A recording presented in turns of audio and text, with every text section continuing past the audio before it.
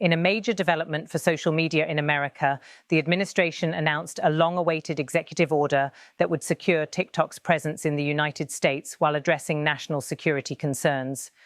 Opening the announcement, a senior official noted that from the start of the administration, the president had tasked a team led by Vice President Vance with finding a solution to preserve TikTok as a platform for the 170 million Americans who use it while ensuring that their data is properly protected as required by law. The official added that the executive order would effectively bring into effect the agreement that will save TikTok and ensure that it can operate safely and securely. President Trump highlighted his personal engagement with Chinese President Xi Jinping, noting that it played a key role in reaching the breakthrough. Trump said, "I had a very good talk with President Xi, a lot of respect for him. Hopefully he has a lot of respect for me too. We talked about TikTok and he gave us the go-ahead. He emphasized that TikTok will now be run by major American investors and companies. You don't get bigger, I don't imagine," Trump remarked, hinting at the size and influence of those involved. He credited JD, one of the lead negotiators, for helping drive the deal forward. Speaking next, JD expressed gratitude to the president's leadership, stating, "We really couldn't have done this without the president, actually, ushering this deal over the finish line. There was some resistance on the Chinese side, but we wanted to keep TikTok operating while protecting Americans' data privacy as required by law." JD continued, "This deal really does mean that Americans can use TikTok, but actually use it with more confidence than they had in the past because their data is going to be secure and it's not going to be used as a propaganda weapon against our fellow citizens."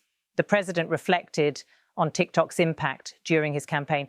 "I got a little used to TikTok. I used it myself during the campaign, and it was very successful because you know how I did with the young voter," he said, acknowledging that the platform helped him reach a younger audience. Trump added that American investors would now run the platform, naming Larry Ellison and Oracle as key players in ensuring security. He described receiving calls from parents whose children pleaded for the app to stay, highlighting the platform's cultural importance. Pressed by reporters on China's stance, Trump reaffirmed, "I spoke with President Xi. We had a good talk. I told him what we were doing and he said, go ahead with it." When asked about security risks related to TikTok's algorithm, Trump emphasized the significance of American control. "The biggest reason is that it's owned by Americans, very sophisticated Americans, and people that love the country, and very smart Americans too, so they don't want anything like that to happen." Vice President Vance clarified that the deal ensures the algorithm will be controlled by the US-based entity, preventing any foreign government from using it for propaganda. A reporter asked whether the algorithm would now prioritize more pro-MAGA content. Trump joked, "I always like MAGA related.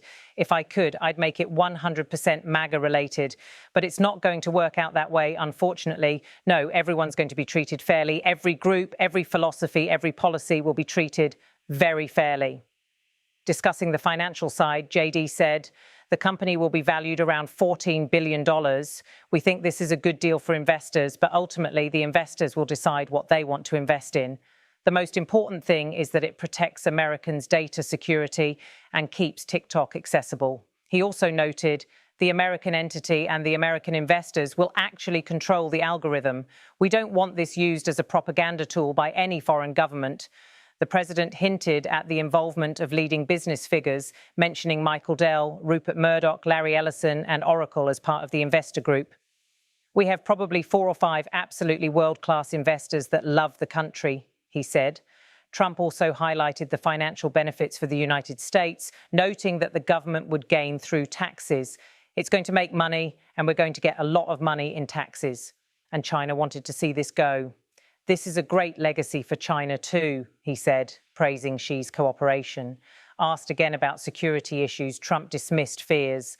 "From my standpoint, no, because the people that own it are, they're not China-centric, they're USA-centric, and they're very smart people. I think in this case, it's going to be as secure as you can be because of the ownership and the people."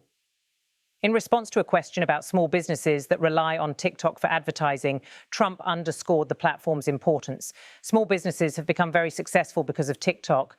Over the last 6 months, I was called by so many people saying they're going to go out of business if they can't use it. They use it virtually as an advertising tool, and without it, they wouldn't have anything. It's another reason I wanted to do the deal so badly." Pivoting to the economy, Trump announced plans to support American farmers using tariff revenues. I'm going to devote a little bit of that money, a little bit of the tariff money, to our farmers.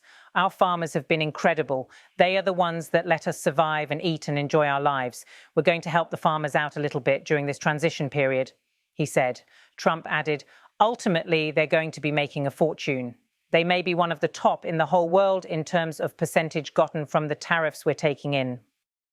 Highlighting the country's economic performance, Trump pointed out strong growth figures. Scott, a senior official, confirmed it was 3.88% growth, the biggest in years. The important thing is this is going to be non-inflationary growth, just like it was in the president's first term. Strong growth, low inflation, real wage gains. Small business optimism hit a multi-year high. However, Trump criticized the market's reaction to good news. This is the only country in the world where you announce great numbers and the stock market goes down, because when you announce great numbers, they immediately want to take that success away by raising the interest rates, he said. The president urged the Federal Reserve to reconsider its approach. Every time we have good numbers, they say this is a good time because they're guarding against inflation that may happen in 2 years from now. We have to change our thinking.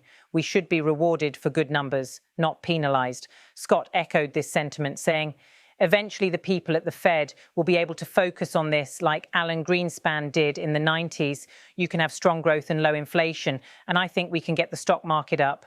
Wall Street, Main Street, both doing well. The TikTok deal, hailed as a victory by the administration, represents a significant moment in balancing innovation with national security. The involvement of top American investors, collaboration with Oracle on data security, and the approval from China's leadership are seen as factors that made the agreement possible. For millions of young users and countless small businesses, the announcement brought relief and clarity about the platform's future. For the administration, it marked a win in negotiations with China and a reaffirmation of the president's commitment to protecting American interests while fostering growth.